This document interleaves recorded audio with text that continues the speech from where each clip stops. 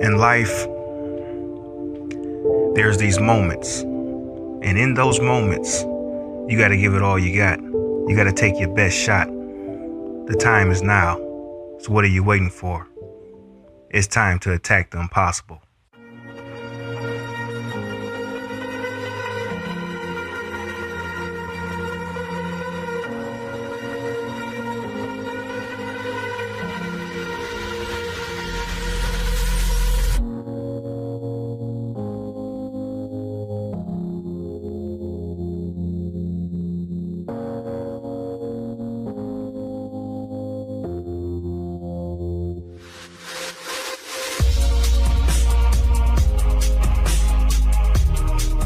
So what will you do with the moments that you have left?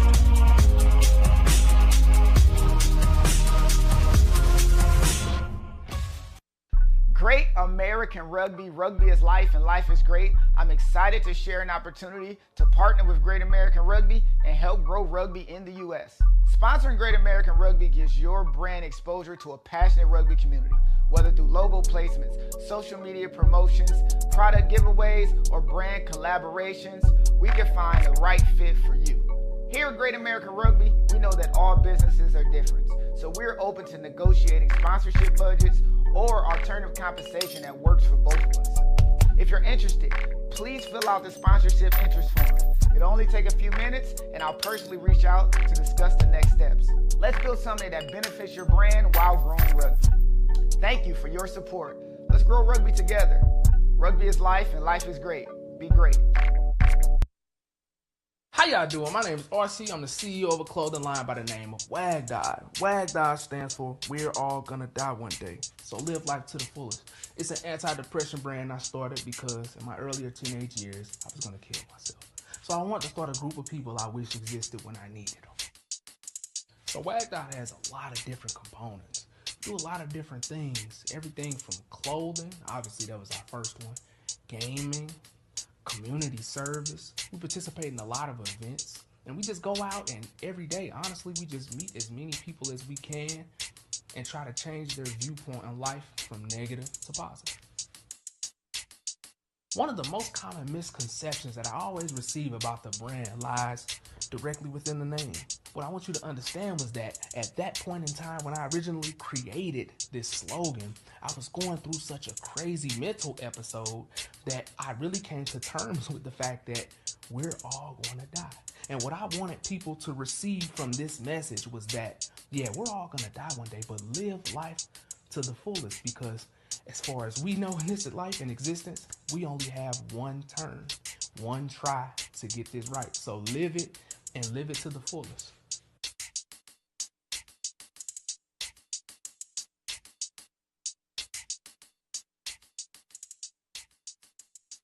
You know you want me, baby.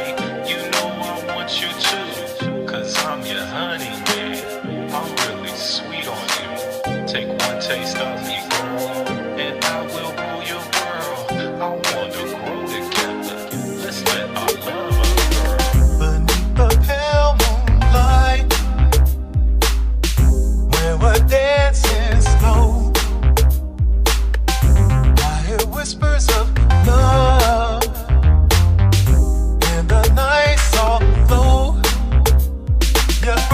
They sparkle like stars in the sky. In this moment with you, time just seems to pass by. In the quiet of the night, in a world so still, our hearts beat as one. In this love we fulfill. You know you want me, baby. You know I want you too. Cause I'm your honey, man. I'm really sweet on you. Take one taste of me, girl, and I will rule your world. I wanna grow together. Let's let our love unfurl. You know you want me, baby. You know I want you too. Cause I'm your honey, man. I'm really sweet on you. Take one taste of me, girl, and I will rule your world. I wanna grow together. Let's let our love unfurl. With every beat of my heart, I'm drawing closer to you. And through the seasons of time,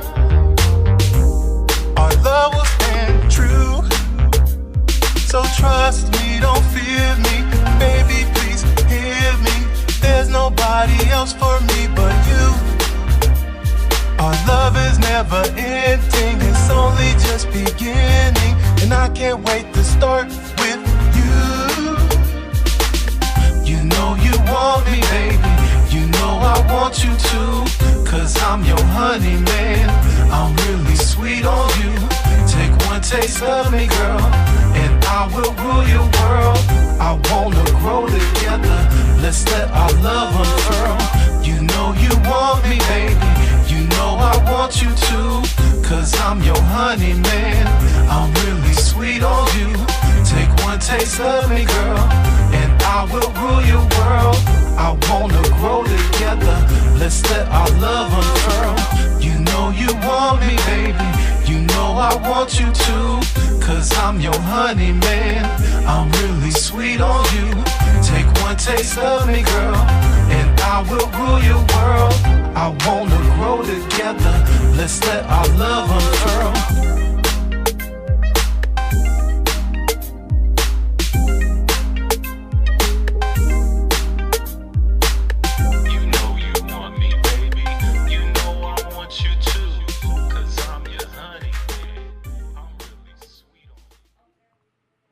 All right, welcome back to another episode of That's All I'm Saying. It's your boy Max Dallas, your neighborhood hoop hero, baby, and we are back with another episode of That's All I'm Saying. First, before we get started, we want to give a special shout out to our sponsors, Steelwear Athletic Brand, the Great American Rugby, WagDod, and of course the number one honey man, Abasi Steel. We appreciate y'all for sponsoring the show. We definitely do. So let's get down to it. Today is a great day. Today is a wonderful day. Today is Game 6 of the NBA Finals with Indiana Pacers and the Oklahoma City Thunder. Now, this game is actually a tale of two teams, obviously, right? One, the best team in the city, the best team in the league with the best squad. They're just young. And two, a second team that's hungry, who wants it, but doesn't really know how to get it. They're playing team ball more so than hero ball. Now, who's going to win this game? I don't know. I'm watching the game now. It looks like Indiana's in control of the game, but we shall see. We shall see, because it doesn't matter what goes on the first, second, or third quarter. It comes down to that fourth quarter. How have you prepared to win the game when the game matters? In last game, Oklahoma City, OKC, has actually showed a strong strategy which allowed them to win at the end of the game. What was that strategy? Let SGA rest the first, second, and third quarter about bringing the ball up. Give him some help. Let J-Dub bring it up.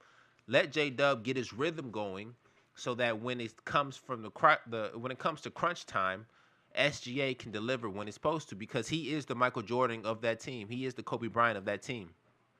So he's the closer. He's the one that's going to take the last second shot. He's the one who the team relies on in order to get the job done. And if he's exhausted by the fourth quarter because he's scoring every time and driving every time and going to the free throw line every time, it's going to be hard for him to have his legs together in order to make these free throws, in order to make these pull-up jump shots, these mid-range, and seal the game. Now, will that strategy last today as well? We don't know. It looks like OKC is taking their time a little bit. They're just trying to figure out where to strike, at what moment to strike, and it looks like they are figuring it out. But, again, we are going to see what happens. Now, this podcast is mainly about basketball. But for some reason, a lot of people in my comments like to judge me about my preference on who's the GOAT and who's not. Now, let's not get it twisted. Let's get it straight, okay? LeBron James is the GOAT. That's all we got to say. Now, I know everybody loves Jordan, which is fair. It's fair to love Jordan, okay? He was great once upon a time, but it's a bedtime story now. Jordan's level of dominance it's a bedtime story. It's what you put your kids to sleep with. Once upon a time, there was a great man named Michael Jordan. He wore the number 23, and he won 6 championships. In those 6 championships, he won 3 in a row, took a break, came back, won 3 again. That's the end of the story. That's it. It's a bedtime story. Now, we have to move on, like I said before, to the new king of the league, to the new GOAT of this generation, which is LeBron James, who has a better story, people. He has a better story, and the story goes like this. Once upon a time, in a city far, far away, a young lady had a baby boy in a manger. No help, no dogs, no nothing. Just this lady by herself in a manger with a baby. Just so happens when this baby was born, the heavens opened. The heavens opened and God shined down on this baby.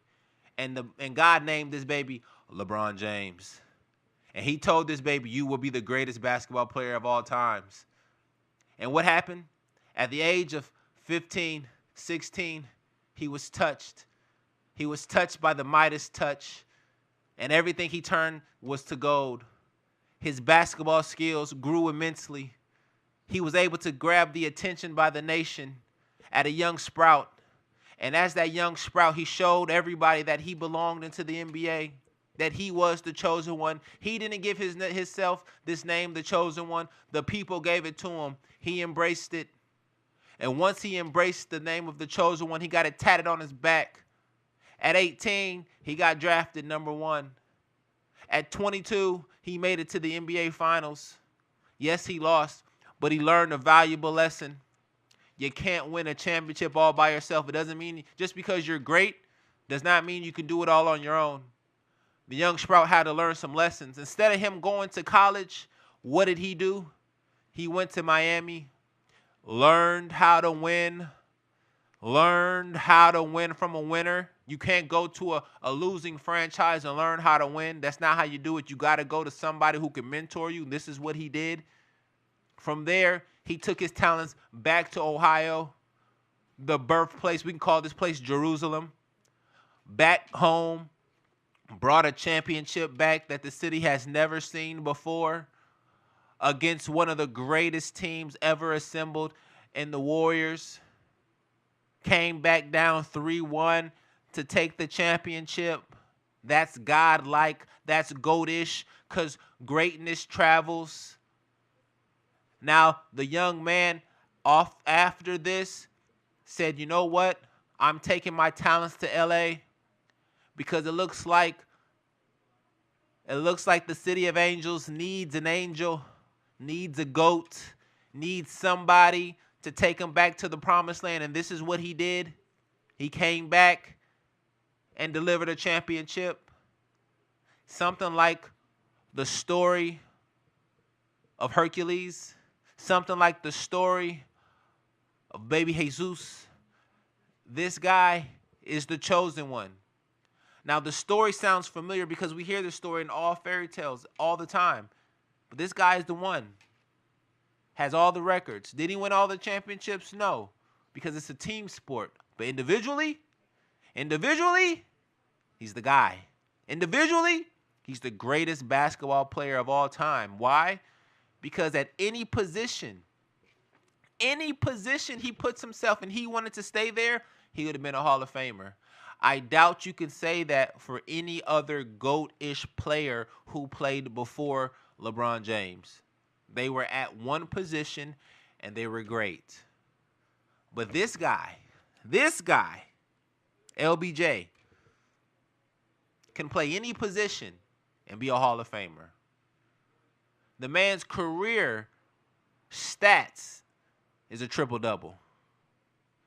It's a triple-dub, people. It's a triple-double. Nobody's career stats averages a triple-double. And you're the top guy in the league for the last 20 years. Longevity matters. Yes, it does. If Jordan played 20 years, you people will be saying, Jordan played 20 years and he was dominant for 20 years. It doesn't matter, though. Longevity matters because you have to be on the court in order to be great. You have to dominate. You can't dominate away from the game on the bench. And I'll tell you one thing, people. I'll tell you one thing. It amazes me how you hate on a guy who's 40 who gets beat in the first round and dismantle the GOAT title. Did you expect him to win a championship at the age of 40? Because if you did, that's GOAT-ish. If you didn't, then what you upset for? What are you upset for? because we have such a high expectation for this man to succeed and be great that we criticize him when he loses in the first round on a team who's been dismantled. Are you blaming LeBron James for this dismantling? No. The man is a system. If you don't fit in the system, you become removable. You're extinct. You got to get out. And that's what he had to do. That's what he does. He is the system. If the NBA wanted to change its name, the only name they could change its name to will be LeBron James, because that is the NBA. He is the NBA. It's not Jordan. It was never Jordan. And I'll tell you why. In Jordan's reign, in Jordan's peak time, he had no power, no say-so. Now, I keep saying that him and Jerry Krause had to have a relationship. I keep saying this. It makes sense to me. If you're the guy, if you're the number one guy in the league, you're on all the commercials, you're winning all the championships, you're getting all the accolades, you mean to tell me that I don't have a relationship with my GM, the person who I'm making richer and who's making me richer? You don't think we're not having a conversation? And if not, then there's something that happened in between the two which killed the relationship. It doesn't make any sense. LeBron James has been the man for years. You don't think he has a say-so in what goes on in the league? You don't think he has a say-so in what GMs do? He's the catalyst. He's the guy. Jordan was supposed to be the guy, but you're telling me that he had no power for Jerry Krause to listen to him? That means he's not the GOAT. He just won a lot. There's a difference. There's a difference. Now, I'm trying to tell y'all this, people. I'm trying to tell you. LeBron James runs the NBA. The GOAT runs the NBA. Jordan, even though it wasn't in the contracts, people know basketball. They respect greatness. They did not respect Jordan like they respect LeBron James. I'm not saying that Jordan didn't have no pull, but it looks like everybody in the comments want to scapegoat. Their scapegoat is, well, Jerry Krause ran the team. He didn't listen to Jordan. Well, then Jordan is not that important. He's not that great. Point blank. And it baffles me for people in the comments to believe that he's the GOAT when he has no pull. He has no pull. We've seen him talk and say, hey, I want Larry Bird to come here. I will take less money. Did it happen? No. LeBron James says that I will take less money for this player to come. The player comes. Why? Everybody wants to play with the greatest player ever. It don't matter what your role is. It doesn't matter, people. Your role could be on the bench. We've seen franchise players come to play with LeBron and be on the bench. We've seen this. We've seen that. Why is that? Because LeBron James is on a whole nother level. Regular players, LeBron James. Regular players, LeBron James. Let's name some regular players. Steph Curry, LeBron James.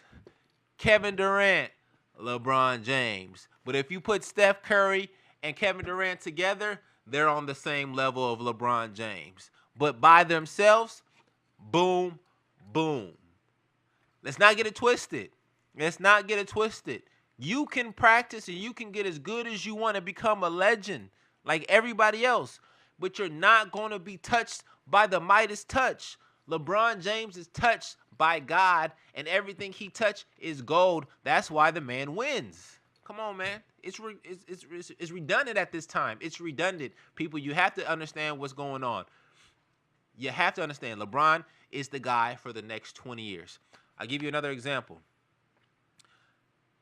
In about 20 years, if this conversation is going on, I doubt it will, but if this conversation is going on, everybody's going to be referring to highlights, not actual game film. They're going to compare highlights to Michael Jordan. They're going to compare the highlights to LeBron James. And when I tell you the highlights will speak the difference, it speaks the difference. If you look at Michael Jordan's dunk highlights, okay, they're great. They're immaculate. They're wonderful. Hang time was crazy. But if you put LeBron James dunk highlights next to Jordan's dunk highlights, LeBron James is better. Okay? If you put Jordan's buzzer beaters up, they're great. They look amazing. You know, last second shot, the push off, Brian Russell, nothing but net. Beautiful. Against Cleveland, beautiful. Okay? But if you put up LeBron James's clutch jump shots, they're better. They're more dramatic. One leg off the glass, half court backboard buzzer beater. Are you serious? Like, Jordan was not, his buzzer beaters were great. They were good, timely, in the precious moments. But LeBron James's buzzer beaters was more dramatic. Had you at the edge of your seat. Everybody's watching. This is two different people. This is two different greatness. Jordan's defensive best plays were wonderful. Passing lane. His best one is against the Jazz when he steals it from Karl Malone from behind him. Strips him, comes down, and hits the shot for the game. The best one he has. It's not better than LeBron James is a rundown on Iguodala in the championship. It's not. LeBron James's defensive moments are higher than Jordan's. Okay? What else? We said clutch, defensive moments, jump shots. You could just say most athletic plays. If you go and look at the highlights of Jordan's most athletic plays and you put them next to LeBron James's most athletic plays, you will see the difference. The point is, in 20 years, when people compare the two, they're not going to sit and look at game film. They're not. They're going to look at highlights. And they're going to say, this guy, LeBron James, is 10 times better than Michael Jordan. From 18 to 40. If you compare the two, he was way better. More athletic, faster, stronger, different competition. This is what separates them. It's not the 6 rings. The 6 rings is very impressive.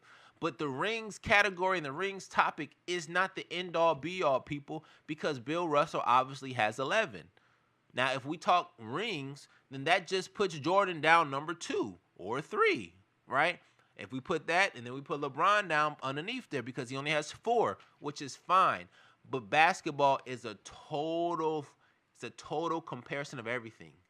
Everything together in one. And when you put everything together in one and you look at everything, the complete resume, the person, LeBron James is just better. It's just better. He's just better. And that's it. Everybody who loves Jordan only loves Jordan because he imprinted on them early. He showed them what is possible. Now, us, the LeBron James fans, the people who've watched LeBron since 2006 until now, understand the greatness of Jordan. We took that and we elevated to the next level. The next level, people. And that's why y'all don't like him, because you seen what Jordan created and we rose you another level, and now only thing you can say is you don't got 6 rings. You don't got the 6 rings. It's fine. It's fine. Will he end up with 6? Maybe. But does it really matter? Does it really matter, people?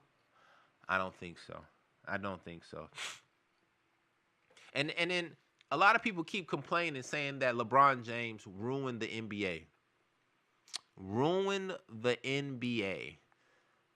When now it's a global league, billion-dollar market. Only reason why people watch is because him. He stayed in the All-Star game until the last second just to keep the viewership up, because he knew if he withdrawed early on, people would stop watching. The man runs the league. Now, the league is positionless. Let's be honest. A lot of players play hybrid positions. Mainly, example, Steph Curry, hybrid position. Is he a point guard? Is he a shooting guard? Put them together, he's a great player. Not taking nothing away from Steph. I think he's wonderful. But we can thank LeBron James for this. Because if you were to remember back in the day, long time ago, people, long time ago, everybody had positions, right? And if you didn't like your position, you would complain. But they didn't go off of skill. They went off of height.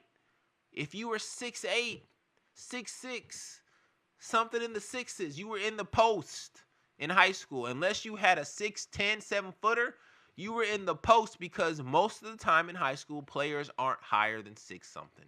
6'5", 6'6" was the max for the most part, and you were good. If you were small, you played the point guard. Even if you couldn't dribble or shoot, you played a guard position because you were small. Players back in the day hated this because it didn't match their level of skill. You could be a big and still dribble and shoot and be better than the guards.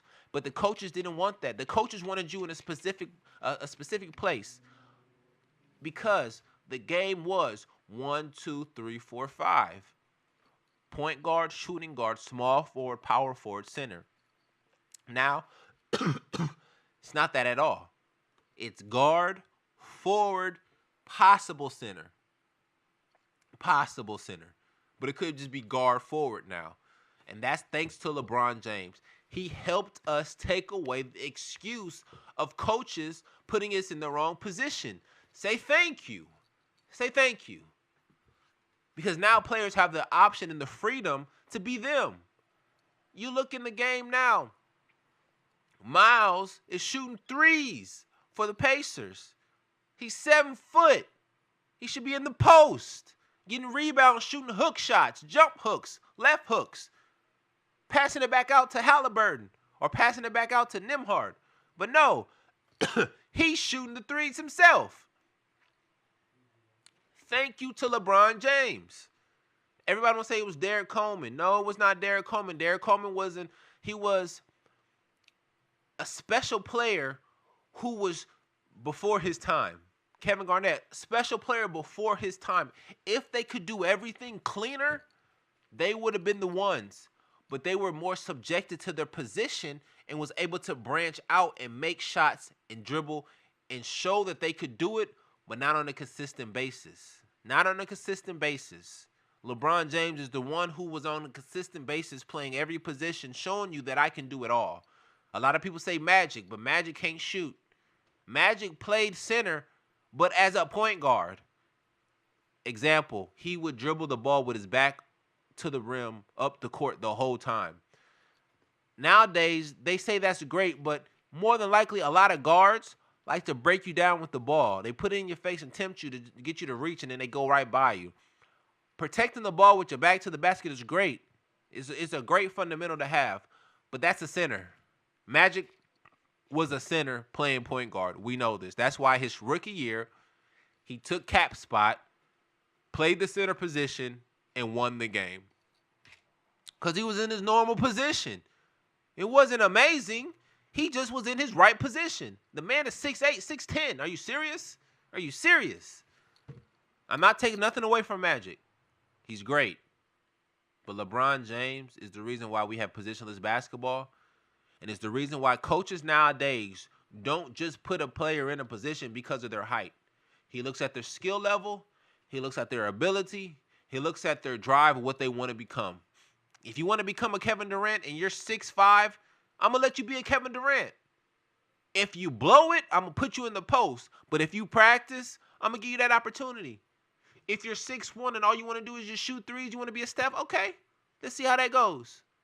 Just protect the ball. You know? Thank you, LeBron James. Thank you. It's just one of the great aspects of being great. When you're great, you change everything. They say this is Steph's era. It's not. It's LeBron's era. Because everybody has the freedom to be great. Yes, Steph shoots a lot of threes, and a lot of teams have went down that road to let players shoot threes, and the algorithm says you to shoot threes when you're open and shoot threes when you're not open because 3 is more than 2. But really? Really?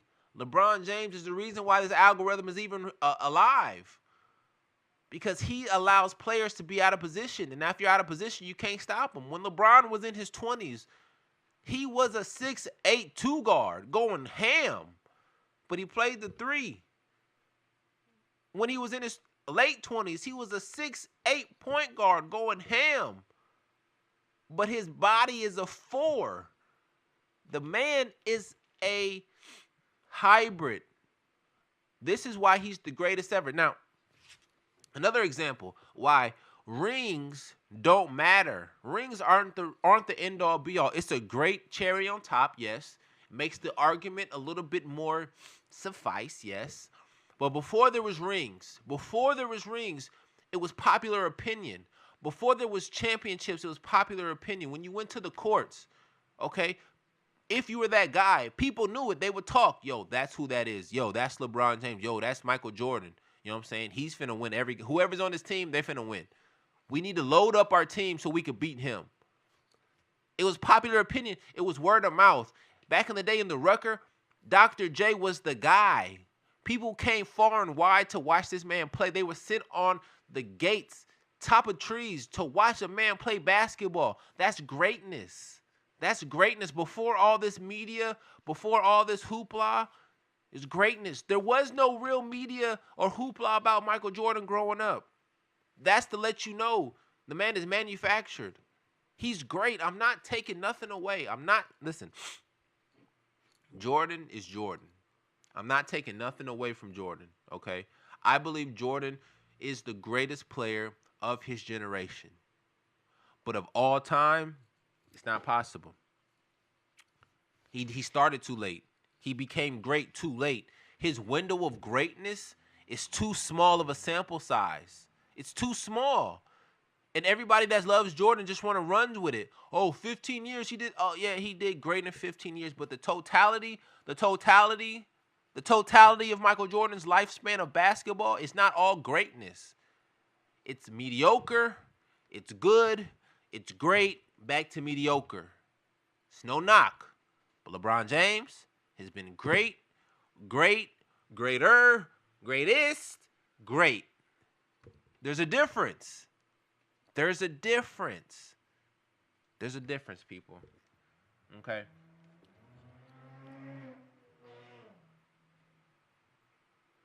What else do we got here? The game, it looks like OKC, right now it's the second quarter. Indiana's up 58-39. OKC might be tired. J-Dub went for 40 last game. SGA went for a high 30 to win that tough game in Game 5. Now, this game right here is going to tell a lot. If OKC can win this, obviously they're the better team. We know this. But if they can win this, they're cemented. Will this team become a legendary team? It's possible. They have all the right components. If they win this game, they will have everything they need. League MVP. The secondary scorer is going to be an all NBA player, J-Dub. Chet Holmgren will be an all NBA player. And that's all you need. You need the three top players. Give me a second here.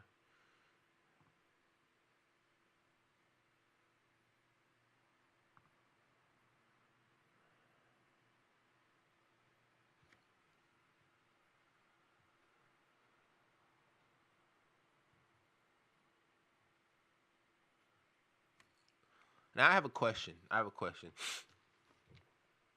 When it comes to receiving awards, accolades, appreciation, do you feel or have you ever experienced somebody who got an award who didn't deserve it?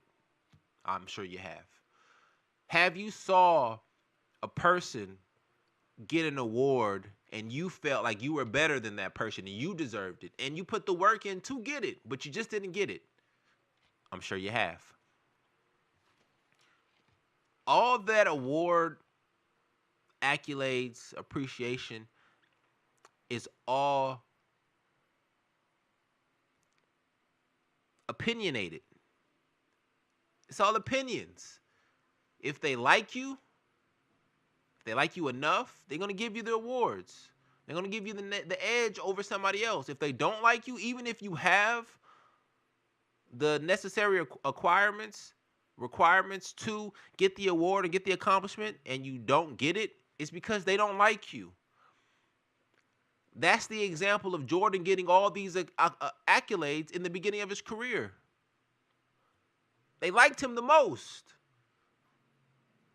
It's very simple. Why is it that no other guard has gotten a Defensive Player of the Year award since since Michael Jordan? Why? Is it conspiracy? Why are they only giving it to bigs? You know, like the questions have to be asked. This is something that lets you know that it's opinionated based. It's not off of real facts. It's not off of stats. It's not off of what you've done that year or what you've done in the games. It's the opinions of people, and if they like you enough, they're going to give you the awards. This is why LeBron James has not gotten that many awards. Has he got a lot of them? How am I supposed to say this? Wasn't he supposed to get more awards than he has gotten and received? Of course. Why did he not get them? Because he was not liked by the people who was making the decisions. It's simple. It's simple. That's why it's the eye test. And then everybody who's old out there, and they're telling me that they saw Michael Jordan play in his prime, and they seen LeBron James play in their prime, and they keep saying that Michael Jordan is better. They keep saying Michael Jordan is better. How and in what fashion? How and in what fashion is Michael Jordan better? Because he won the 6 rings? That's team-based. That's team-based. I seen a post today about Gary Payton and on the Jimmy Jackson show, right?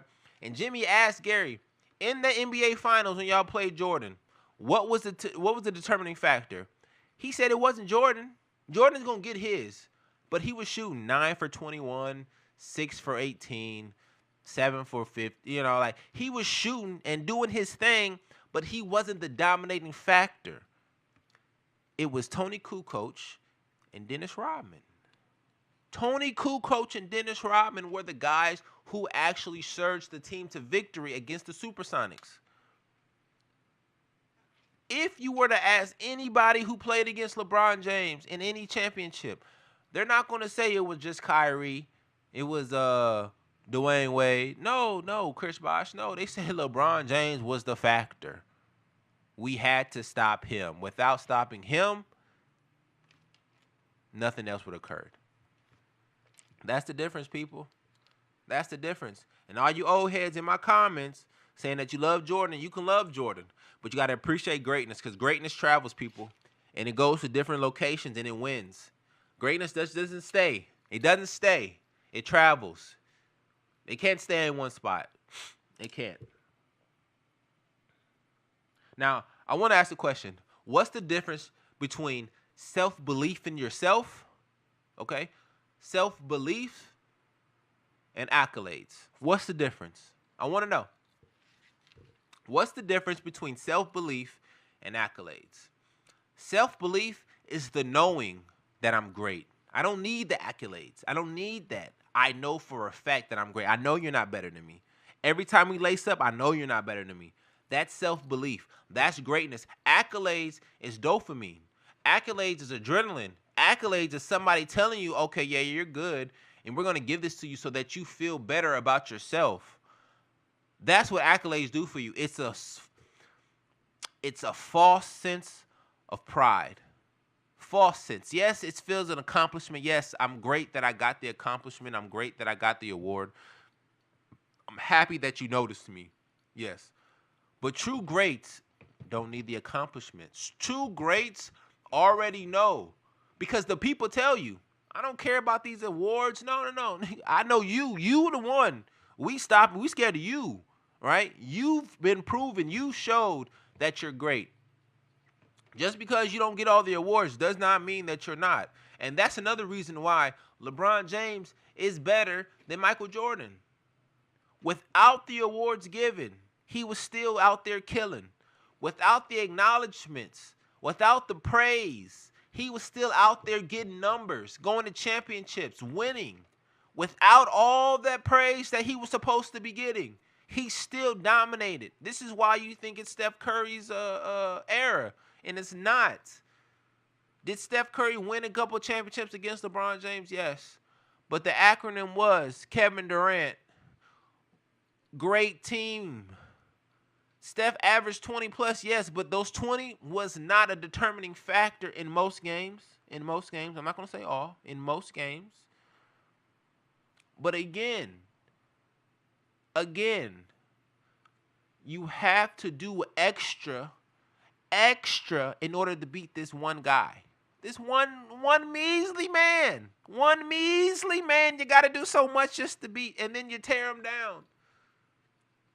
Greatness travels. Remember this, people. It travels, and it travels far and wide.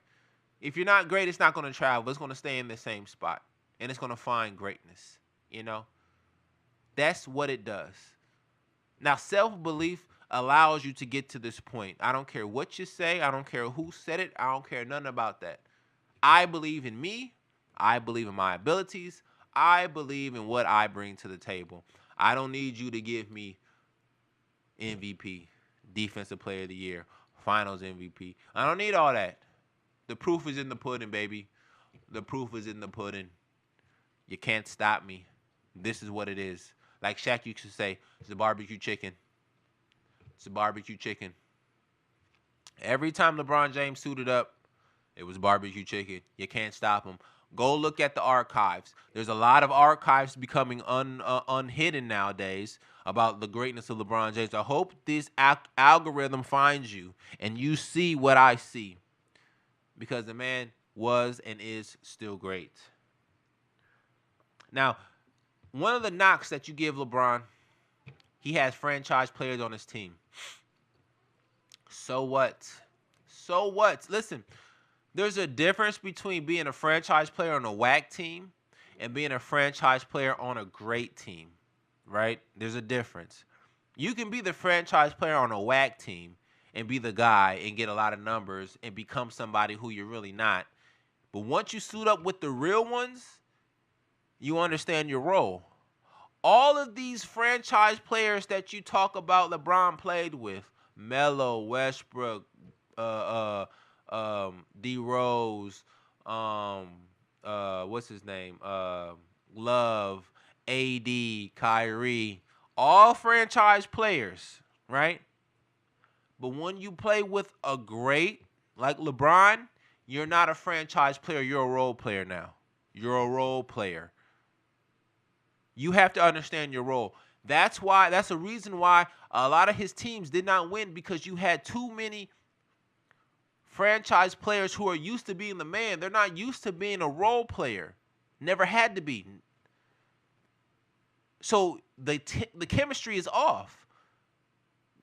It's off. The osmosis is not there, because you have too many players who are that guy, but they're going against their nature because they have to, because LeBron is there, and they know that they can't be who they really want to be because they're not better than LeBron. And you're knocking him for that? You're knocking him for being better than the players he brings to his table to play with?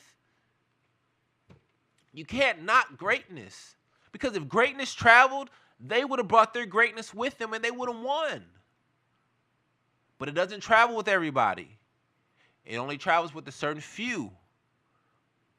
LeBron James is one of those few.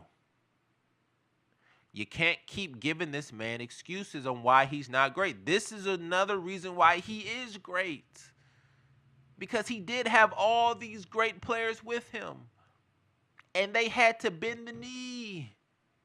They had to get down and play position, get in the corner, get ready to score when I pass you the ball.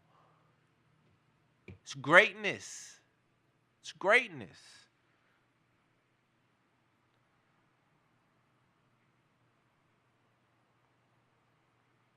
Now, I've realized this, and I've come to realize that this is an emotional thing. A lot of people talk stats, but it's really emotional who they feel like the greatest player is. And people say Jordan is the GOAT is because that's their favorite player. It's the player who looked the best. He looked like he had the most fun. He was dominating. He was talking shit. He was smack talking. He was fighting. He was scoring. He was dunking. He was doing everything that you would dream of doing on a basketball court at a high level. He became your favorite player. This is why the shoes are still selling, because the love we have for him translates to the shoes. But that does not necessarily mean he's the greatest player. He's just the most loved player. That's all. He's your favorite player. That's it. And it's fine. It's okay. He can be your favorite player. But when a great comes, when a real true GOAT comes, that's when the conversation starts. That's when it starts. Nobody was in question when Kobe was in his prime and he was doing this thing. Is he better than Jordan? We said, yeah, maybe, but he's just a 1A and 1B. We knew he was a step underneath Jordan because he wasn't Jordan. We can see that. But LeBron, LeBron is better. B-E-T-T-E-R.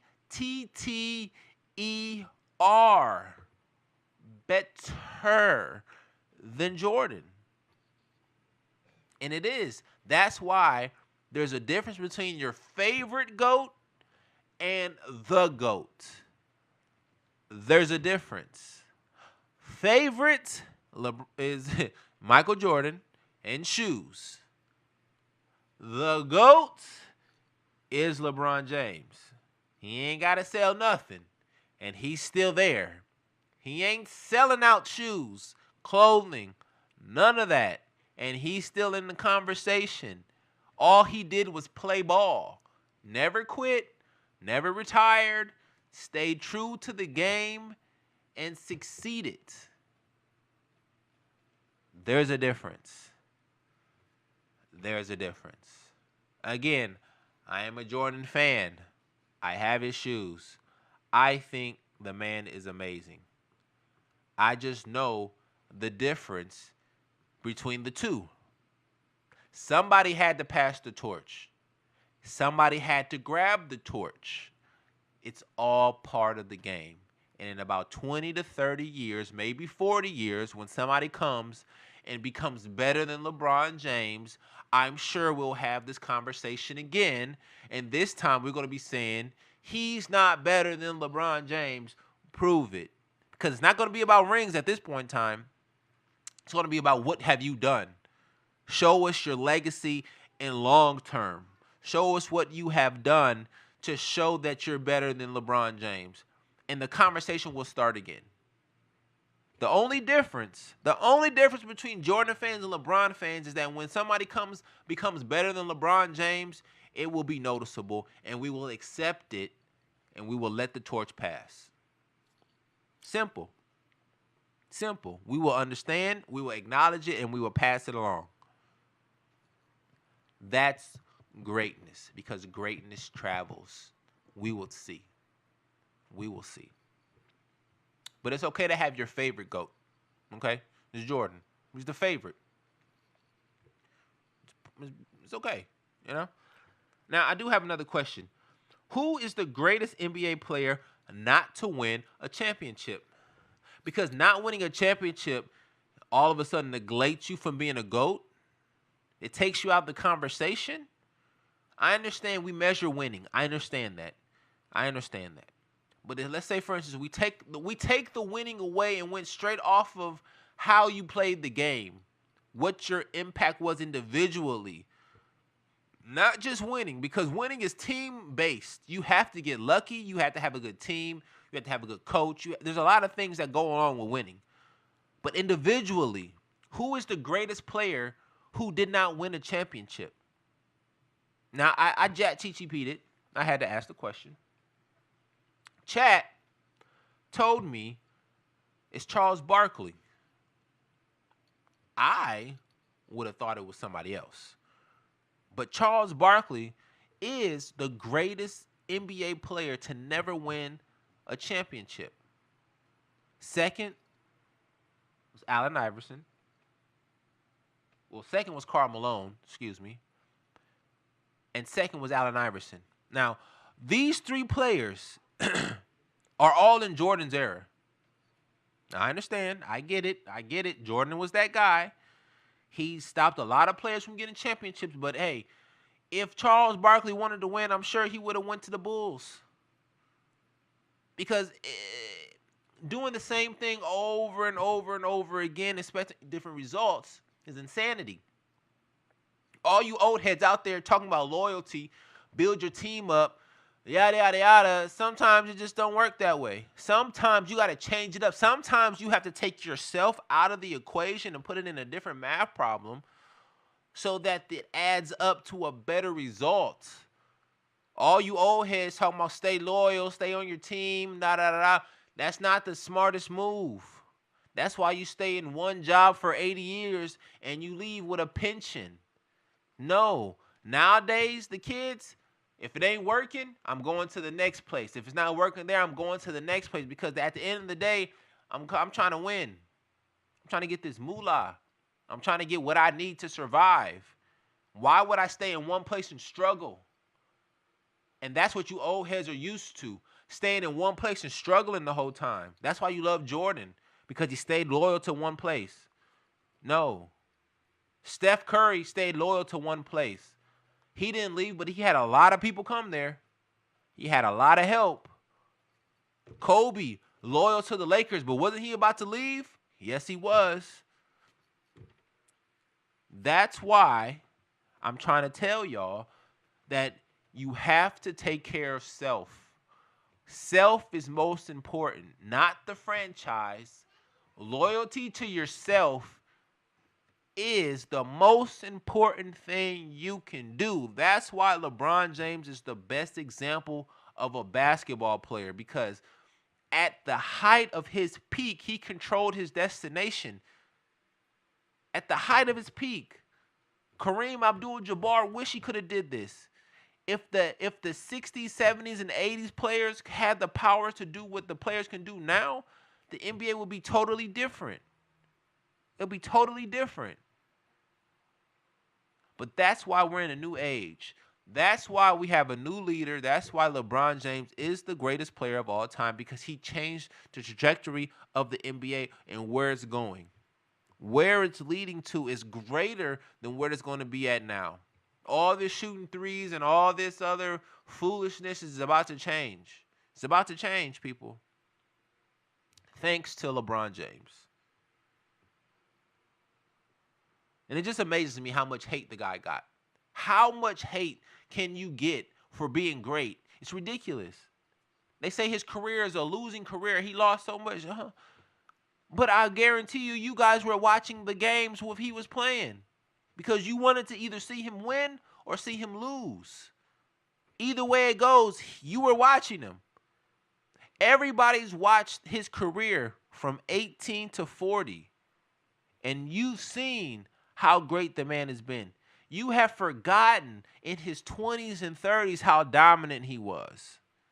You've forgotten this because he's been playing so long. But let's not forget. The man was unstoppable and still is unstoppable. He's just older now. That's what happens. But all this hate that he gets, la bum, la flop. No. Call the man LaGOAT. Okay? LaGOAT. Because the man earned the title, deserves the title, and took the title. He took it. Because that's what I don't understand. How can you get mad at somebody who is claiming to be great? They say you have to speak it into existence for it to be real. And the man is speaking it into existence, and everybody's hating. How much negativity does one man has to fight in order to be great? Right? They say manifest your destiny. He said, I'm the greatest player of all time. That solidifies me as the greatest player of all time. And everybody just hating. Accept it. Accept it. Jordan never claimed to be the greatest player of all time. Still to this day, he lets the people decide. But the people aren't always correct. Jordan has always said this already. He already said that my fans are ruining the game because you're not appreciating the greatness of players who are out right now. Because you have the GOAT in your face and you're holding on to the old GOAT. The old Billy Goats. You're holding on to old LaJordan. But it's okay. Listen to Jordan, and he said it himself. Let's appreciate the players that are out now, like Steph Curry and LeBron James and Kevin Durant, because they are our GOATs at this moment. LeBron James obviously at the top, and then you move down accordingly. But what else you want us to do? All you old head Jordans people, you're just going to have to fall off. You're just going to have to fall off like a wart, or grab onto a LeBron James fan and ask for forgiveness. We'll take you in. You know, we'll take you in because you deserve a second chance. Now,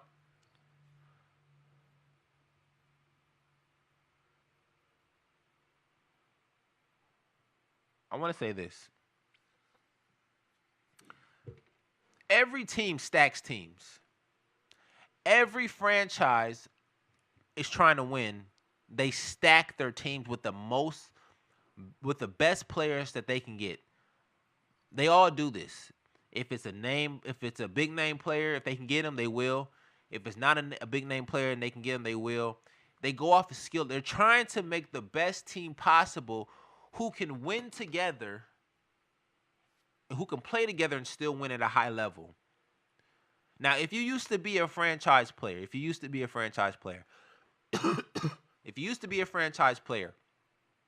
and you go to another team and you're not the franchise player anymore, you're a regular player. Just because LeBron James got players who used to be franchise player does not mean that he was stacking the deck with franchise players. He was building a roster with regular players. He's the franchise. You can't have a team full of franchise players and everybody's a franchise. No. He was the franchise player. You had nothing but role players after that. Your role changes. So you can't stack teams with franchise players. It's impossible. There's one franchise, LeBron James. Everybody else is role players. You got to remember this. It's not a knock. It's a fact. Okay? It's a fact.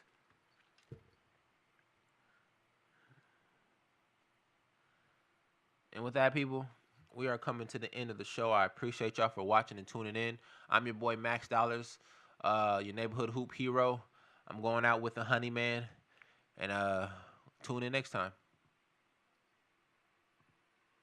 You know you want me, baby. You know I want you too. 'Cause I'm your honey man. I'm really sweet on you. Take one taste of me, girl.